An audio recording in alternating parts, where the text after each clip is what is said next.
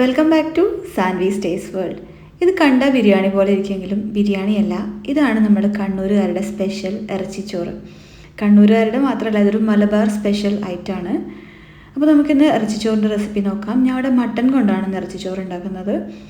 ഇത് ബിരിയാണീനെക്കാട്ടിലും പെട്ടെന്ന് നമുക്ക് ഉണ്ടാക്കിയെടുക്കാൻ പറ്റും. വളരെ എളുപ്പത്തിൽ ഉണ്ടാക്കിയെടുക്കാവുന്ന ഈ ഇറച്ചിച്ചോറിൻ്റെ റെസിപ്പി നോക്കാം. റെസിപ്പിയിലേക്ക് പോകുന്നതിന് മുമ്പ് നിങ്ങൾ ആദ്യമായിട്ടാണ് ഈ ചാനൽ കാണുന്നതെങ്കിൽ പ്ലീസ് ഒന്ന് സബ്സ്ക്രൈബ് ചെയ്യണേ. ഇത് മട്ടൻ കൊണ്ട് മാത്രമല്ല, വേണമെങ്കിൽ ചിക്കൻ കൊണ്ടോ ബീഫ് കൊണ്ടോ വേണമെങ്കിലും ഈ റെസിപ്പി ചെയ്തെടുക്കാം. ഞാനിവിടെ മട്ടൻ യൂസ് ചെയ്യുന്നത് മാത്രമേ ഉള്ളൂ. ബീഫ് കൊണ്ട് ഉണ്ടാക്കുകയാണെങ്കിലും ഇതേ സെയിം പ്രോസസ്സ് തന്നെയാണ്. ഞാനിവിടെ 1 കിലോ മട്ടൻ ഉപ്പും മഞ്ഞൾപ്പൊടിയും ഇട്ട് കഴുകി വൃത്തിയാക്കി വെച്ചിട്ടുണ്ട്. ഇനി ഇത് നമുക്ക് കുക്കറിലിട്ട് വേവിച്ചെടുക്കണം. ഇത് കുറച്ച് നെയ്യ് കൂടുതലുള്ള മട്ടനാണ്. കണ്ടോ, ഇതുപോലെ വൈറ്റ് കളറുള്ളത്. ഈ വൈറ്റ് കളറിൽ കാണുന്നത് മട്ടൻ്റെ നെയ്യാണ്. അപ്പോൾ നമ്മൾ ഇങ്ങനെയുള്ള മട്ടനാണ് കിട്ടുന്നതെങ്കിൽ ആദ്യം തന്നെ പ്രഷർ കുക്കറിലിട്ടിട്ട് ഒരു 3 വിസിലടുപ്പിച്ചിട്ട് ആ വെള്ളം കളഞ്ഞാൽ നല്ലതായിരിക്കും, കൊളസ്ട്രോളൊക്കെ വരാതിരിക്കാൻ വേണ്ടി. അല്ലെങ്കിൽ ഡയറക്റ്റായിട്ട് വേണമെങ്കിലും ഉണ്ടാക്കാം. ഇത് പക്ഷേ നെയ്യ് കൂടുതലുള്ള മട്ടൺ ആയതുകൊണ്ട് നമുക്ക് ഇതുപോലെ ഒരു പ്രോസസ്സ് ചെയ്യുന്നത് നന്നായിരിക്കും. 1 സ്പൂൺ അളവിൽ ഉപ്പ് ചേർക്കുകയാണ്, 1 ടീസ്പൂൺ ഉപ്പ്. കൂടെ തന്നെ ഒരു 1/2 ഗ്ലാസ് അളവിൽ വെള്ളം കൂടെ ചേർക്കുകയാണ്. ഇനി ഇതൊരു 3 വിസിലടിക്കുന്നത് വരെ വേവിച്ചെടുക്കണം. അപ്പോൾ നമുക്ക് കുക്കറിൻ്റെ മൂടിയിട്ടിട്ട് ഇത് അടുപ്പിൽ വെക്കാം. ഈ വിസിലടിക്കുന്ന സമയത്ത് തന്നെ മനസ്സിലാവും ഇതിനകത്തുള്ള നെയ്യുടെ അളവ് എത്രയാണെന്ന്. അതിപ്പോൾ കാണിച്ചു തരാം. ഇനി നമുക്ക് ഇറച്ചിച്ചോറ് ഉണ്ടാക്കാനുള്ള അരി ഒന്ന് കഴുകിയെടുക്കണം. ഞാനിവിടെ 5 ഗ്ലാസ് അരി എടുത്തിട്ടുണ്ട്. ഈ ഡിസ്പോസിബിൾ ഗ്ലാസ്സിലാണ് അളന്നെടുത്തത്. ഈ ഗ്ലാസ്സിൽ 5 ഗ്ലാസ് അരിയാണ് ഇതുള്ളത്. ഏകദേശം 1 കിലോ അളവിൽ വരും. ഇതൊരു 3-4 പ്രാവശ്യം കഴുകിയിട്ട് ഇതുപോലെ ഒരു അരിപ്പയിലോ അല്ലെങ്കിൽ നമ്മൾ ചോറൊക്കെ ഊറ്റുന്ന പോലെ അടുപ്പിട്ടിട്ടോ എങ്ങനെയാണെന്ന് വെച്ചാൽ ഊറ്റിയെടുക്കുക. ഞാൻ ഇവിടെ ഈ അരിപ്പയിലേക്ക് ഇട്ടിട്ടാണ് ഊറ്റിയെടുക്കുന്നത്. ഒരു അരമണിക്കൂർ ഇതുപോലെ വെച്ചാൽ മതിയാവും. ഇപ്പോൾ ഇതാ കുക്കറിൽ 3 വിസിൽ വന്നിട്ടുണ്ട്. ഇത് കണ്ടോ, ഈ മട്ടനകത്തുള്ള നെയ്യാണ് ഈ വിസിലിൻ്റെ കൂടെ പുറത്തേക്ക് വന്നിരിക്കുന്നത്. അതുകൊണ്ടാണ് പറഞ്ഞത് ഒരുപാട് നെയ്യുള്ള മട്ടനാണിത്. ഇതിൻ്റെ നെയ്യ് കുറച്ച് പോകാൻ വേണ്ടിയിട്ടാണ് ഇതുപോലെ 3 വിസിൽ അടുപ്പിച്ചിട്ട് ഞാൻ ഈ നെയ്യുള്ള വെള്ളം മാറ്റുകയാണ്. ഇത് ഇതുപോലെ തന്നെ ഉണ്ടാക്കിയാലും നല്ല ടേസ്റ്റാണ്. കുറച്ച് ഹെൽത്ത് കോൺഷ്യസ് ആയിട്ടുള്ളവർ ഇതുപോലെ ചെയ്യുന്നതായിരിക്കും നല്ലത്. ഞാനിപ്പോൾ ഈ വെള്ളം മാറ്റിയെടുത്തിട്ടുണ്ട്. അപ്പോൾ വെന്തിട്ടൊന്നുമില്ല, ഏകദേശം ഒരു പകുതി വേവ് ആയിട്ടുണ്ട്. ഇനി ഇതിലേക്ക് ഒരു 4 സവോള നീളത്തിലരിഞ്ഞത് ചേർക്കുകയാണ്. 4 വലിയ സവോളയാണ് ഞാൻ എടുത്തിട്ടുള്ളത്. ഈ മട്ടൻ ഇനിയും ഒരു 4 വിസിലൂടെ വേണ്ടി വരും വേവാൻ വേണ്ടിയിട്ട്. ഞാൻ ആദ്യം ചെയ്ത പ്രോസസ്സ് ഒഴിവാക്കിയിട്ടാണെങ്കിൽ ഡയറക്റ്റായിട്ട് തന്നെ മട്ടനിലേക്ക് നമുക്ക് ഇതുപോലെ ഉള്ളിയും ബാക്കിയുള്ള സാധനങ്ങളൊക്കെ ഇട്ടെടുക്കാവുന്നതേ ഉള്ളൂ. ഇനി ഇതിലേക്ക് 1 ടേബിൾ സ്പൂൺ അളവിൽ ഇഞ്ചി ചതച്ചത് ചേർക്കുകയാണ്. കൂടെ തന്നെ 1 ടേബിൾ സ്പൂൺ അളവിൽ വെളുത്തുള്ളി ചതച്ചതും കൂടെ ചേർക്കണം. ഈ ഇഞ്ചിയും വെളുത്തുള്ളിയും മിക്സിയിൽ അരച്ച് ചേർത്താലും മതി. ഞാനിവിടെ ചതച്ചെടുത്തതാണ്. രണ്ടും ഓരോ ടേബിൾ സ്പൂൺ വീതം ചേർത്തിട്ടുണ്ട്. ഇനി ഇതിലേക്ക് 1 ടേബിൾ സ്പൂൺ അളവിൽ പച്ചമുളക് വട്ടത്തിലെറിഞ്ഞത് കൂടെ ചേർക്കുകയാണ്. ഇതൊരു 4 പച്ചമുളക് വട്ടത്തിലെറിഞ്ഞെടുത്തതാണ്. ഇനി ഇതിലേക്ക് 2 തക്കാളി അരിഞ്ഞത് കൂടെ ചേർക്കുകയാണ്. 2 മീഡിയം സൈസിലുള്ള തക്കാളിയാണ്. ഇനി ഇത് നന്നായി ഒന്ന് ഇളക്കി യോജിപ്പിക്കുക. നമ്മൾ ബിരിയാണിക്കൊക്കെ ചെയ്യുന്ന പോലെ ഇതൊക്കെ വഴറ്റിയെടുക്കേണ്ട ആവശ്യമൊന്നുമില്ല, ഡയറക്റ്റായിട്ട് ചേർക്കാം. ഇതിലേക്ക് ഒരു ടേബിൾ സ്പൂൺ അളവിൽ തൈര് കൂടെ ചേർക്കുകയാണ്. ഈ തൈര് ചേർക്കുന്നത് ഈ ഇറച്ചി ഒന്ന് സോഫ്റ്റ് ആവാൻ വേണ്ടിയിട്ടാണ്. വേവുന്ന സമയത്ത് മട്ടൻ കുറച്ച് ചിലപ്പോഴൊക്കെ ഹാർഡായിരിക്കുമല്ലോ, അതിന് വേണ്ടിയിട്ടാണ് നമ്മൾ ഈ തൈര് ചേർക്കുന്നത്. എല്ലാം കൂടെ നന്നായി ഇളക്കി യോജിപ്പിക്കുക. ഇനി നമ്മളിതിലേക്ക് പൊടികൾ ചേർത്ത് കൊടുക്കണം. പൊടികളും നമ്മൾ ചൂടാക്കിയിട്ടൊന്നുമല്ല ചേർക്കുന്നത്, ഡയറക്റ്റായിട്ട് ഇതിലേക്ക് ചേർക്കുകയാണ് ചെയ്യുന്നത്. 1 ടീസ്പൂൺ അളവിൽ ഉപ്പ് ചേർക്കുകയാണ്. ഉപ്പ് ഞാൻ 1 ടീസ്പൂൺ മാത്രമേ ചേർക്കുന്നുള്ളൂ, അവസാനം നോക്കിയിട്ട് ചേർത്താൽ മതി. 2 ടീസ്പൂൺ അളവിൽ മല്ലിപ്പൊടി ചേർത്ത് കൊടുത്തിട്ടുണ്ട്. ഇനി ഇതിലേക്ക് 1/2 ടീസ്പൂൺ മഞ്ഞൾപ്പൊടി കൂടി ചേർക്കുകയാണ്. നമ്മൾ മട്ടൻ നേരത്തെ വേവിക്കുന്ന സമയത്തും മഞ്ഞൾപ്പൊടി ചേർത്തിട്ടുണ്ടായിരുന്നില്ല. ഇനി ഇതിലേക്ക് 1 ടീസ്പൂൺ അളവിൽ മുളക് പൊടി ചേർക്കുകയാണ്. ഇത് കാശ്മീരി മുളക് പൊടിയല്ല, നല്ല എരിവുള്ള മുളക് പൊടിയാണ്. കൂടെ തന്നെ 1 ടീസ്പൂൺ അളവിൽ പെരുംജീരകത്തിൻ്റെ പൊടി, അതായത് വലിയ ജീരകം പൊടിച്ചെടുത്തതാണ്. 1 ടീസ്പൂൺ കുരുമുളക് പൊടി. കൂടെ തന്നെ 1 ടീസ്പൂൺ അളവിൽ ഗരം മസാല പൊടി കൂടെ ചേർക്കുകയാണ്. ഇത് ഗരം മസാല ചൂടാക്കി വറുത്ത് പൊടിച്ചെടുത്തതാണ്. ഇനി ഇതെല്ലാം കൂടെ നന്നായി ഒന്ന് ഇളക്കി യോജിപ്പിക്കണം. ഇതിൽ ഒരുപാട് പൊടികൾ ചേർത്തിരിക്കുന്നതുകൊണ്ട് അളവിൽ കൺഫ്യൂഷൻ ഉണ്ടെങ്കിൽ ഞാൻ ഡിസ്ക്രിപ്ഷൻ ബോക്സിൽ ഇടുന്നുണ്ട്, അത് നോക്കിയാൽ മതിയാവും. നന്നായി ഇളക്കി യോജിപ്പിക്കുകയാണ്. ഉപ്പ് കുറവ് മാത്രമേ ചേർത്തിട്ടുള്ളൂ. അവസാനം വെന്ത് കഴിഞ്ഞിട്ട് ഉപ്പിൻ്റെ അളവ് നോക്കിയിട്ട് ചേർത്താൽ മതിയാവും. നന്നായി ഇളക്കി യോജിപ്പിക്കണം. ഈ പൊടികളൊക്കെ ഈ മട്ടൻ്റെ എല്ലാ ഭാഗത്തും എത്തുന്ന വിധത്തിൽ നന്നായി ഇളക്കി യോജിപ്പിക്കുക. ഇതിലേക്ക് ഞാൻ 1 ഗ്ലാസ് അളവിൽ വെള്ളം ചേർക്കുകയാണ്. നമ്മൾ നേരത്തെ മട്ടൻ വേവിച്ചിട്ട് വെള്ളം മാറ്റിയതുകൊണ്ട് ഇതിന് എനിക്ക് കൂടുതൽ വെള്ളമൊന്നും ഇറങ്ങി വരാനില്ല. അതുകൊണ്ട് 1 ഗ്ലാസ് അളവിൽ വെള്ളം ചേർക്കുകയാണ്. ഇനി ഇതൊരു 4 വിസിൽ വരുന്നവരെ 4 5 വിസിൽ വരുന്നവരെ വേവേണ്ടി വരും. കുക്കറിൻ്റെ മൂടി അടച്ചിട്ട് ഒരു 4 വിസിൽ വരുന്നവരെ വേവിച്ചെടുക്കാം. ചില മട്ടൻ വേവാൻ വേണ്ടിയിട്ട് 8-10 വിസിലൊക്കെ വേണ്ടി വരും. അത് നിങ്ങൾ നോക്കിയിട്ട് ചെയ്താൽ മതി. ഇതിപ്പോൾ ഏകദേശം 6 വിസിലോളം വന്നിട്ടുണ്ട്. ഇനി ചോറ് ഉണ്ടാക്കാൻ വേണ്ടി കുറച്ച് വെള്ളം തിളപ്പിക്കാൻ വേണ്ടി വെക്കണം. ഞാനിവിടെ 8 ഗ്ലാസ് വെള്ളം തിളപ്പിക്കാൻ വേണ്ടി വെച്ചിട്ടുണ്ട്.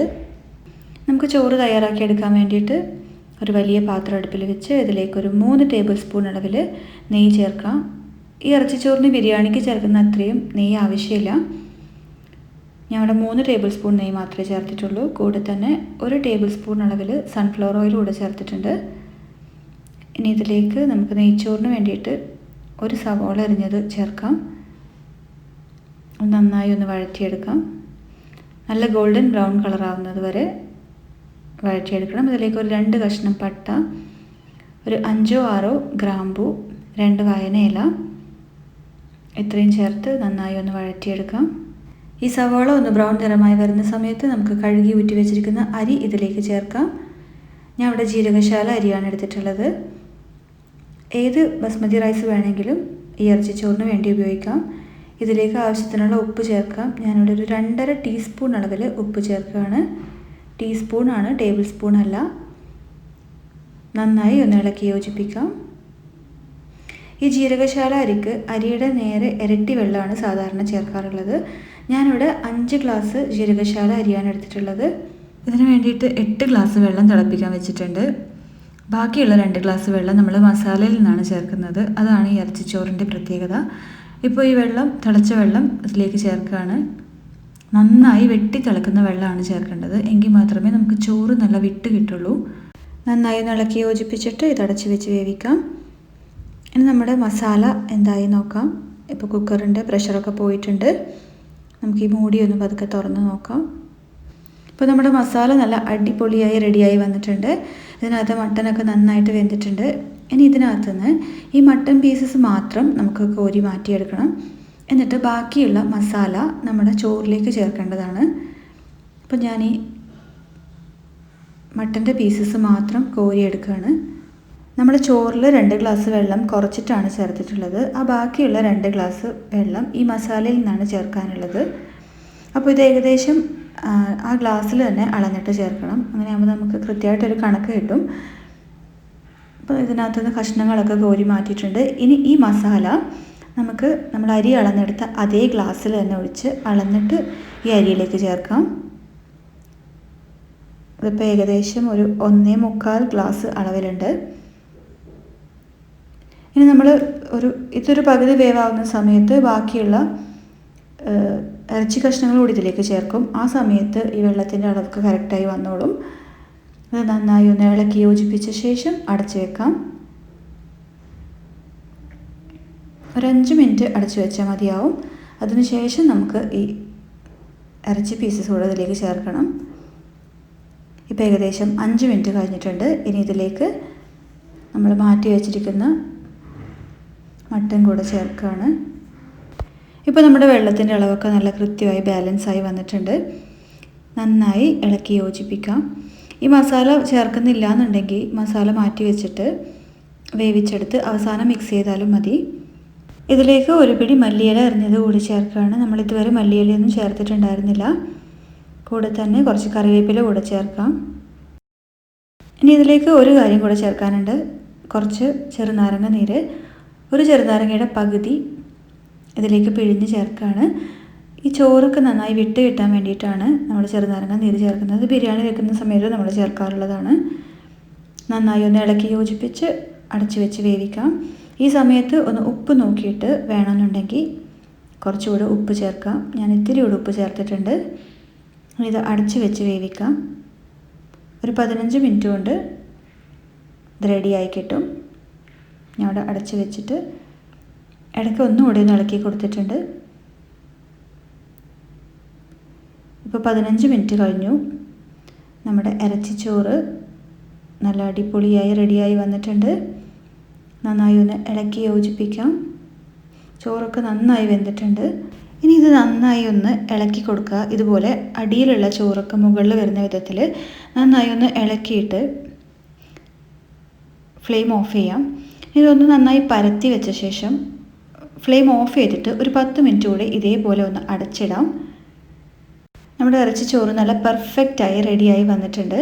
ഇത് നമ്മൾ ദം ബിരിയാണിയൊക്കെ ഉണ്ടാക്കുന്നതിനെക്കാട്ടിലും നന്നായിട്ട് ചോറും മസാലയൊക്കെ കൂടെ നല്ല അടിപൊളിയായി മിക്സായി വന്നിട്ടുണ്ട്. ഇത് ദം ബിരിയാണിനെക്കാട്ടിലും ഒക്കെ ടേസ്റ്റ് ആയിട്ടുള്ളൊരു സാധനമാണ്. ഇതുവരെ ട്രൈ ചെയ്തിട്ടില്ല എന്നുള്ളവർ ഉറപ്പായിട്ടും ഒരു പ്രാവശ്യമെങ്കിലും ഉണ്ടാക്കി നോക്കണം. ഇതിലേക്ക് നമുക്ക് ഏറ്റവും അവസാനമായിട്ട് കുറച്ച് ഗരം മസാല ഇതിൻ്റെ മുകളിലേക്കൊന്ന് സ്പ്രിങ്കിൾ ചെയ്ത് കൊടുക്കാം. ആ മസാലയുടെ ഫ്ലേവർ നന്നായിട്ട് കിട്ടാൻ വേണ്ടിയിട്ടാണ്. ഒരു നുള്ളു മതിയാവും. ഒരു നുള്ളു ഗരം മസാല ഇതുപോലെ കയ്യിലെടുത്തിട്ട് ഇതുപോലെ ഒന്ന് സ്പ്രിങ്കിൾ ചെയ്ത് കൊടുക്കാം. നമ്മൾ ഉപ്പൊക്കെ ഇടുന്ന പോലെ എത്രയും മതിയാവും. ഇനി ഇതിലേക്ക് പ്രത്യേകിച്ച് ഒന്നും തന്നെ ചേർക്കാനില്ല. പാത്രത്തിലേക്ക് മാറ്റിയാൽ മതി. നമുക്ക് വിളമ്പാനുള്ളൊരു പാത്രത്തിലേക്ക് മാറ്റാം. ഇത്രയേ ഉള്ളൂ. നല്ല സൂപ്പറായിട്ട് ഇറച്ചി ചോറ് റെഡിയായി വന്നിട്ടുണ്ട്. എല്ലാവരും ഉറപ്പായും ട്രൈ ചെയ്ത് നോക്കണം. റെസിപ്പി ഇഷ്ടപ്പെട്ടാൽ ലൈക്ക് ചെയ്യാനും മറ്റുള്ളവരോട് ഇത് കാണണമെന്ന് ആഗ്രഹിക്കുന്നുണ്ടെങ്കിൽ ഷെയർ ചെയ്യാനും മറക്കരുത്. നിങ്ങൾ ഈ ചാനൽ ആദ്യമായിട്ടാണ് കാണുന്നതെന്നുണ്ടെങ്കിൽ സബ്സ്ക്രൈബ് ചെയ്യാൻ മറക്കരുത്. കൂടെ തന്നെ ആ ബെൽ ബട്ടൺ കൂടെ ക്ലിക്ക് ചെയ്യണം. എങ്കിൽ മാത്രമേ ഞാൻ അടുത്ത വീഡിയോ അപ്ലോഡ് ചെയ്യുന്ന സമയത്ത് നിങ്ങൾക്ക് നോട്ടിഫിക്കേഷൻ കിട്ടുള്ളൂ. അടുത്തൊരു അടിപൊളി റെസിപ്പി ആയിട്ട് വീണ്ടും കാണാം. Thank you for watching. Bye.